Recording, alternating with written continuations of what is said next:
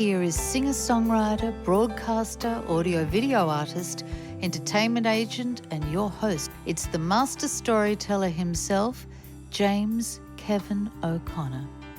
Hey everybody, welcome back to Podcasting Your Global Career. For those of you who are new to this space, my job is to uncover the best of the best authors, speakers, thought leaders, singer-songwriters from around the world and present them to you. It's what we do.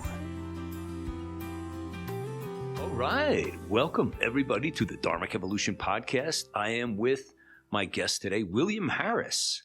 And you better strap up your seatbelts because this is a good one. William has a resume you would not believe. William, welcome to the show. Thanks. Great to be here. Yeah. So where do we start with you? I mean, you've done so many things in your short life thus far. Let's start with where you are right now. What exactly do you do? Yeah, from a professional standpoint, I'm the CEO of Elumynt, which is spelled weird. It's E-L-U-M-Y-N-T. But we're an advertising agency for e-commerce. And so we are hyper-growth trying to scale brands that are on Shopify. And we've been pretty successful at that, where we've got 13 businesses that we've helped get acquired. The largest sold for $800 million. So just missed our unicorn. A little bummed about that. Wow. But having a lot of fun scaling brands. Outside of that, though, there's a lot of other things that I'm interested in doing, and I think we were chatting a little bit about some of that stuff, both in the music, right? I play the acoustic guitar, but I play a lot of the other instruments as well. But I'm a dad and a husband, and so I love to be able to, take my wife on fun date nights and take my kids out and play basketball with them and stuff like that. So there's all kinds of stuff. How old are your kids? 12, 9, and 7. Oh, good mix there, huh? Oh, yeah. Yeah, you're not keeping any calories on, right? No, you're we're running. We're in between. I actually was just on a dad's trip here this past weekend, and I heard a dad say this, and I appreciate the way he said, "We're in the no triple D stage." No dating, no driving, and no diapers. We're in this weird little zone right now where we don't have any of those things going on. Awesome. Kids are such a blessing, Yep. I have 2 boys myself, and actually 3 grandkids too. So it's just the blessings keep coming. So tell me, I want to ask you about when you were in school, just to loop back to business, just for a minute. Sure.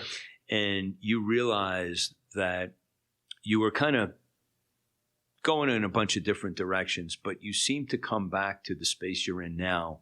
For what reason? What was the trigger that got you there? That's a good question. Initially I wanted to be a rock star. My mom said that's not a career path. Yeah. And so I ended up in nursing. And the thought there was that I could still be, I could still do my music 4 days a week, be a nurse 3 days a week, because they had, 3 days is considered full time, 3 12-hour shifts. And then 2008 happened. And I was low man on the totem pole. I just graduated in 2005 from nursing school, and so I was fighting. We had a one-year-old baby, and I'm working.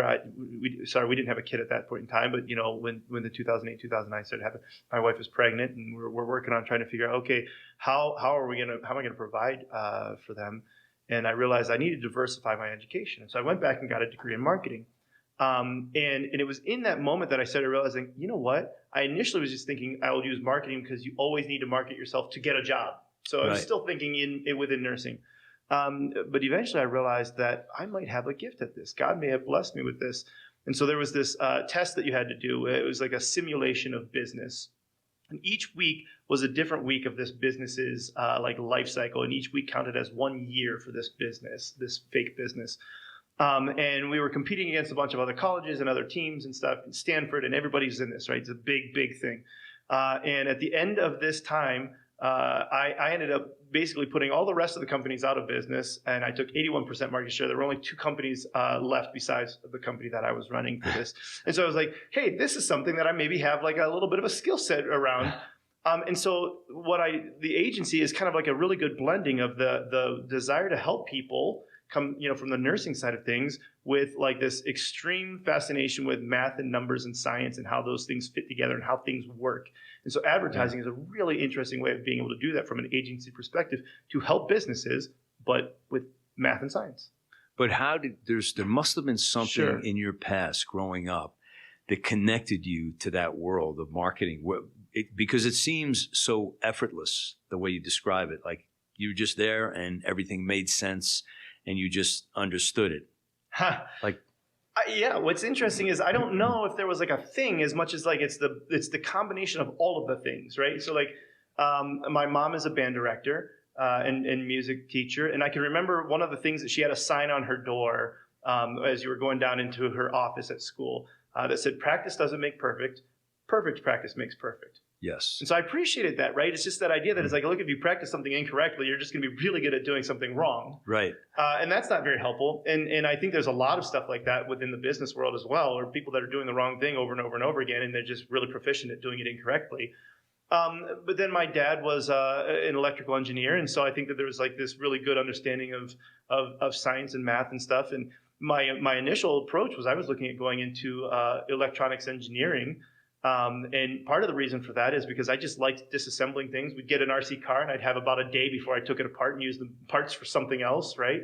But I think for the advertising and marketing, there wasn't like a thing within my childhood that I can think of other than it was just like this interesting thing that I'd never considered until I realized that it was like, I'm in this really rough spot. I think it really was later on in life where it's like, I'm in this rough spot where I can't provide for my family. My hours got cut as a nurse, and I was told I would never have to worry about a job. And now all of a sudden here I am, baby on the way, and I've got to think through this. And so I was thinking, I need to figure out how to market myself. And then it just turned into like, hey, by the way, you actually might be pretty good at this. Yeah. Maybe you should consider really actually pursuing this versus just using it to market yourself. So what was your first big takeaway that you said, hey, I got a really magnificent win here in this new space? And was that something that you just said, oh my God, the door just opened a little bit and I got to peek what's out there? Sure. So the very first job that I had in this would probably have been after we moved to Minnesota. So I didn't use my marketing degree for a while. I actually started doing travel nursing, and that's how we moved from Ohio to Minnesota, which is where my wife was from. And for a little while there, and there's a whole lot of, I know that you're a believer here. And so there's a really good story about like how nursing actually comes full circle eventually. And it's like God's providence and him having me in there at some point in time too.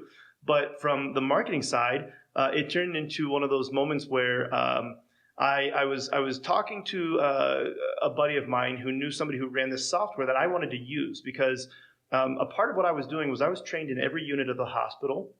And so I would call in and just say, hey, do you need anybody here tonight? Where do you need somebody? And there was always a need. So I would come in and I'd make double time and triple time and stuff like that. And all kinds of really interesting ways that I could make money from that. But it's still just trading time for money, right? And so At some point in time, like you're like, well, okay, eventually you want to maximize a little bit too. And so I realized that, okay, what if I help solve the scheduling issues that they have in the hospital? Because there's a lot of scheduling struggles, and they were still scheduling on paper and pencil at the time. And so this guy, Chad Halverson, ran a company called When I Work, and they were doing online scheduling for the majority of hourly workers. And so I thought, well, I want to use his API and build that out for the rest of what we want to do. And I talked to him, and he said, well, actually, we're getting some VC funding. Why don't you come and run our marketing team? Okay, I like that idea. And so I came on. It's the first marketing hire there, and I want to say maybe employee 7 or something like that. And we scaled 270% within the first 7 months, just absolute phenomenal growth. And that's probably the first official real thing outside of like a simulated environment in college where it was like, okay, yeah, it wasn't just the simulation. I actually maybe do have a gift for this. Yeah. And I started writing about it then on Entrepreneur and Fast Company, and people said, well, help me grow my business. I was okay, sure. And it became a repeated thing. It was like, okay, it's not a one-trick pony. This is a repeated thing. And we're doing more and more and more. We got a company, Cellbrite, acquired by GoDaddy. And it's like, okay, this is a gifting that God has placed in my life. So the vision became what? Like when you had that first win, did you see it as a whole legitimate business of what? No, I didn't see it as an agency at all. It was a freelance thing. I actually, the name Elumynt, I had registered the domain name years before I actually even did anything with it. Just as like I thought that was kind of cool. It was a 6-letter domain, which was nearly impossible to get by that point in time. And I like the idea of like the periodic table of elements, again, going with science. And so even when I started doing it, I want to say I built the company up to close to $1 million in revenue before I actually even took it serious. Wow. It was one of my business mentors who has now become one of my best friends, Dave Mortensen. He actually started Anytime Fitness, the franchise, all of them, right? Wow. And I remember talking to him the one time about it, and talking about how I love to solve big, giant problems, like massive problems. I get bored with like the little things. And he said, well, what if the problem you're supposed to solve is actually like this thing that God has already placed in your life, this agency? You're just supposed to solve that problem and actually like build this. And I was like, that's a good idea. Maybe that is the thing, right? And so it wasn't until somebody else God spoke through somebody else for me to realize that that's what he had placed in my life for that. And at that time, that's when I started scaling it. And I realized that, oh, interesting. Here was the vision. You were at the vision. The vision was agencies didn't understand business. Okay. And so what we started doing was, how about we get our clients' actual PNLs and make sure that what we're doing is optimizing around their profit, around their EBITDA. And that was a big defining moment, because a lot of times people can, advertise, they can scale the ad spend and they can scale all these other things, but it doesn't actually impact the business in a way that matters to them. Yeah. Describe EBITDA. Yeah, I think it's like I know the term. Yeah, but yeah. It's like, Earnings before interest, tax deductions. Gotcha. Yeah. And so it's basically like a measure of profit. And so looking at the bottom line and saying, and this had happened too. We had a client one time. They were used to spending maybe $10,000 a month with their agency, and then the first month with us, they get their invoice and it was $20,000 or something. And he goes, well, that's a lot more than we're used to paying. This is really kind of frustrating a little bit. And he was the marketer though. Yeah. I said, okay, wait a minute. Remember, we're talking about this from a profit perspective. We were able to spend $200,000 more for you. And we were able to generate this much revenue. So subtract your cost of goods sold, subtract your overhead, subtract your shipping, subtract your, everything else, subtract the ad spend, subtract our agency fee, and your business netted profit-wise another $800,000 more month over month, just within 1 month of switching to us. Is that okay that, we take an extra $10,000 to give you an extra $800,000 in profit? He goes, well, yeah, when you put it like that. And so that's exactly how I want to put it. You got to open the door and let them see the light. Yeah. Right. Yeah. Yep. Yeah. So this has become like not your whole life, but I can tell by the excitement that you love what you do. Absolutely. Yeah. I love it because it's one of those things where helping people. And there's a lot of people that are out there that are I would say not intentionally hurting people, but there's a lot of agencies that are hurting people because they're not able to be effective in what they're doing. And we're not 100% effective either, right? We're the first to admit we've had companies that we failed at. And in fact, Dave wants me to put this on one of our website is like, hey, hear from a case study of somebody that we actually just didn't do a very good job for. We did everything we were supposed to, but we didn't get the results that they would want, right? That we failed at or whatever.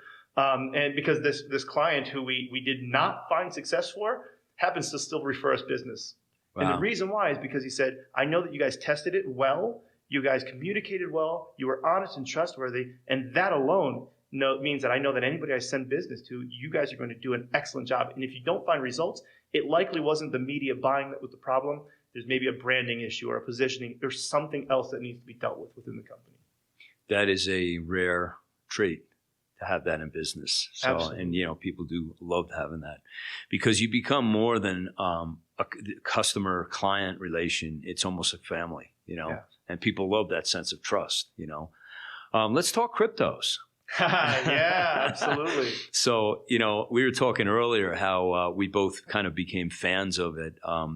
The blockchain in particular, I think, is such a boom for everybody. So tell me, how did you first get connected? What was your first? I'm trying to remember who is the one, and I feel bad. I wish I know who was the one who told me about it, but I want to say it was about January 2015 is when I bought my first Bitcoin, and I want to say it was around $300 a Bitcoin at that time. Yeah. And even then, it still seemed to the majority of people, and even to me buying some stuff, even putting money, it was like, I'm really just kind of wasting this money. It's kind of dumb. And, it's like I didn't put too much into it at the time because then you have to explain to your wife why you just, put thousands of dollars into some fake money, right? It's like that's not a very easy thing when you've got kids at home and whatever. Yeah. So I didn't put as much as I wish I would have now on hindsight. Yeah. But that's when I started getting involved in it. And I think the thing that I really appreciated about it was kind of maybe to what you're talking about is not necessarily the crypto itself, but the blockchain. Yeah, the technology that's underneath this, it's like, look, Bitcoin might go wherever, Ethereum, whatever. Like we didn't know necessarily at the time, but the technology was very interesting at the time. Yeah. I think it's going to do a lot for voting for transactions around the world, keeping people honest, and having the ledger at your disposal is awesome. I mean, I can't even imagine the brain power that went into like having the vision for this. Like how did he or they come up with it? And Satoshi, the invisible man who created this, like it's really, really fascinating. But I picked up right away that you have a lot of diverse interests in a lot of different things. You like fishing too, right? Well, so I appreciate fishing. I would not say that I'm a good fisher, but in Minnesota, there's a lot of good fishing. I have friends who are good fishers. My brother-in-law is a good fisher. Right. Walleye capital of the world. And I've done a little ice fishing there then too, but I wouldn't consider myself to be a great fisher. Yeah. Yeah. What do you like to do? Just outside of work?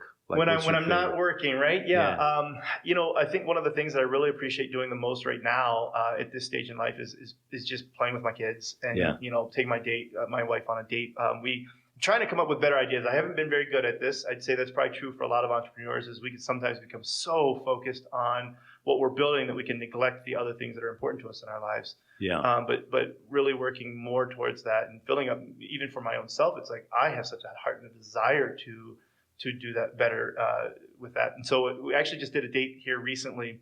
It was moonlight snowshoeing. So it was beautiful. It was a full moon and we're snowshoeing at nighttime and it's just absolutely gorgeous and beautiful. We've got 3 feet of snow out in Minnesota right now. So it was just so peaceful and calm and there's like not a sound out there, right? And it's just like just you and her out there just enjoying it. So I like trying to do things like that. I love playing my guitar. I actually, I've got my acoustic, my Martin HD28 that I love playing on, but we've picked up, drum set and we've got, microphones, which there's a funny story behind the microphones. My wife, I'm terrible with gifts. And so my wife says, one time, and I'm trying to do a better job of this, right?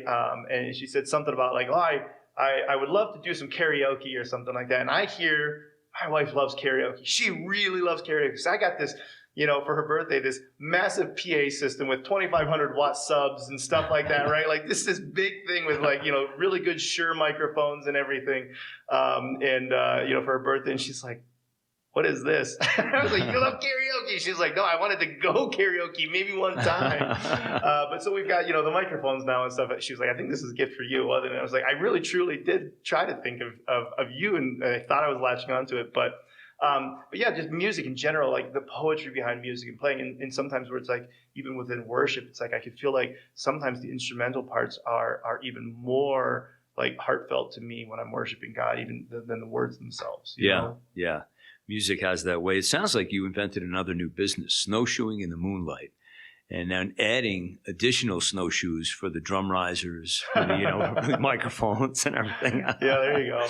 So what about other things that you guys like to do? Like, that's the winter. How about in the summer? Like, what are you guys up to in there? Oh, man, the summer in Minnesota is beautiful. We've got, they say the land of 10,000 lakes, but I think they really said there's actually closer to 15,000 lakes. And so there's just a lot of really good outdoor things that we like to do. So, summertime, it's kind of like when we were growing up where it was like you go outside and you don't come back inside until it's dinner time kind of thing, right? It's like, but you better be outside. And so anything we can do outside, but, going to the lakes, just stand-up paddleboarding and stuff like that with the kids. Jet skiing. I don't have jet skis, but I've got some friends who do them. Go, to their cabin or something, go jet skiing, just go swimming and just anything we can. Playing water balloon fights and squirt gun fights and all the normal summer activities. Yeah. The one thing you might consider is a trip around Vancouver Island in kayaks, sea kayaking. I did that with my son when he was like 15 or something. And the whales would swim right up to you. Oh, like it was, cool. You were essentially in the Bering Straits. Sure. It's like wild. Yeah, it was crazy. So you're a high energy guy. Do you have trouble shutting it off? Oh my gosh. Yes. Yeah. And I'm sure that's probably true for you too, right? Yeah. It's like, that way this from the second I get up until, it's crash time. And, if I sit down, like after dinner, sometimes if I had a really long day, I'll start to nod out, if I'm reading or something like that, or just watching a Netflix and I can't keep up with the show. No, I need bed by 10 o'clock. It's like I'm toast. Because I get up early. What time do you get up? So beginning up about 7 o'clock now, which is not that early. Yeah. But it's early compared to what I was doing there for a while. Kind of like you said, hard to shut it off.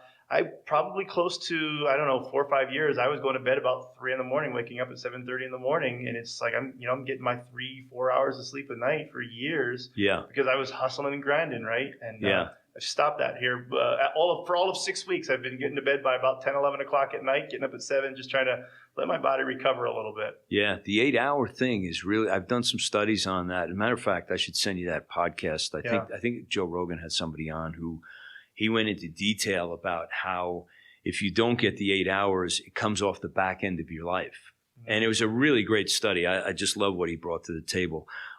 Because, for people who are always fired up and want to accomplish things, we're pretty... We're like mercenaries on ourselves. We're like terrible.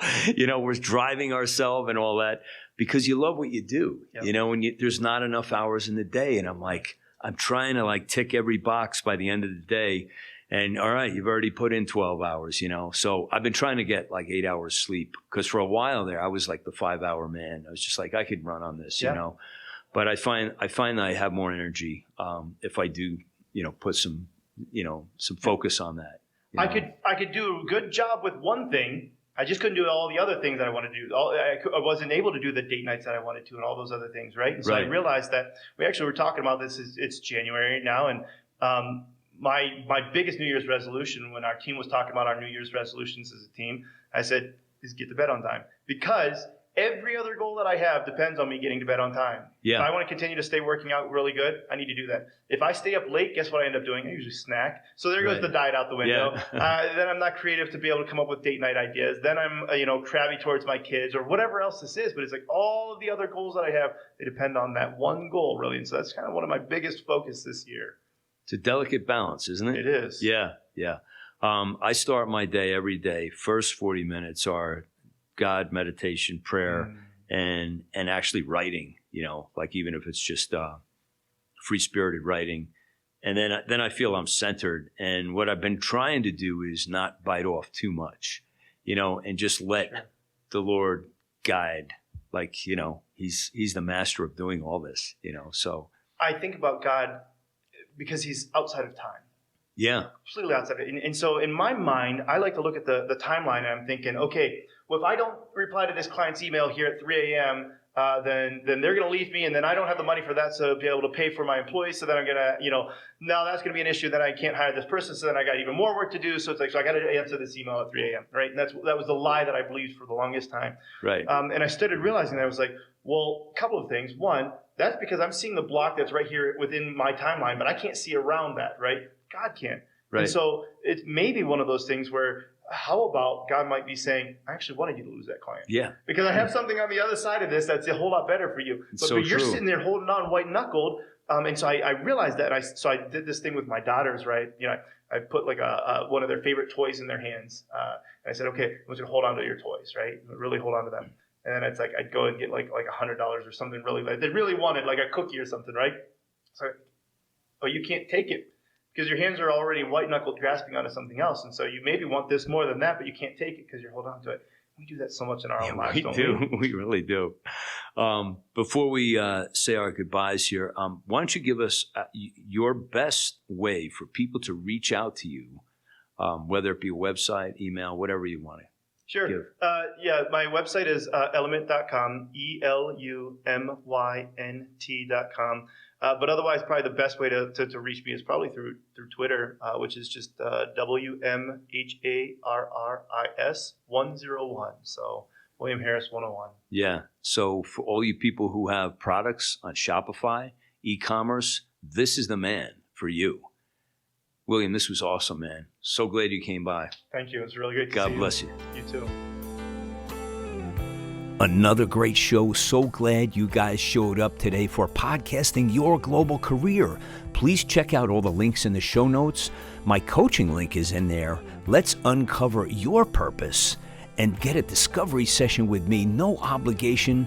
What have you been waiting for? I'm your host for Podcasting Your Global Career, James Kevin O'Connor. So until the next time when we meet again, I'll either see you on the socials or I'll see you from the stage.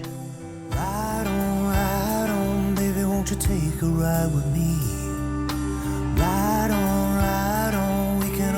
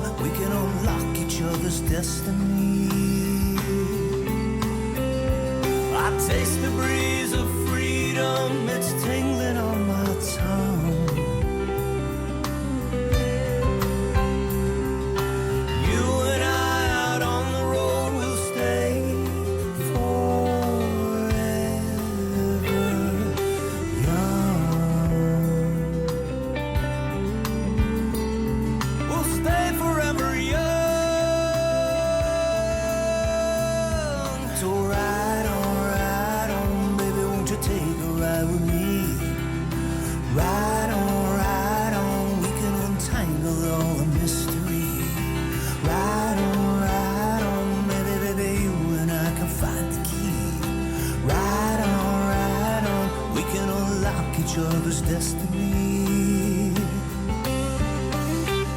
I'll take you places that you've never seen.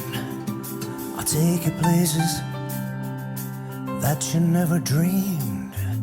I'll take you places that were pictures in your mind. I'll take you places beyond the reach of time.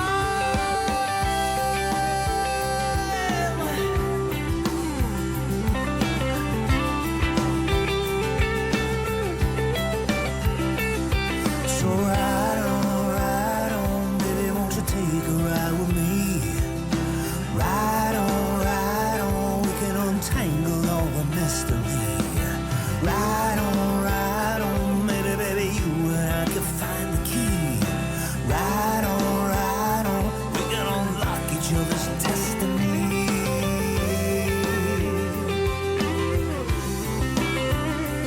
So won't you take a ride with me? Come on and take a ride with me. Want you to take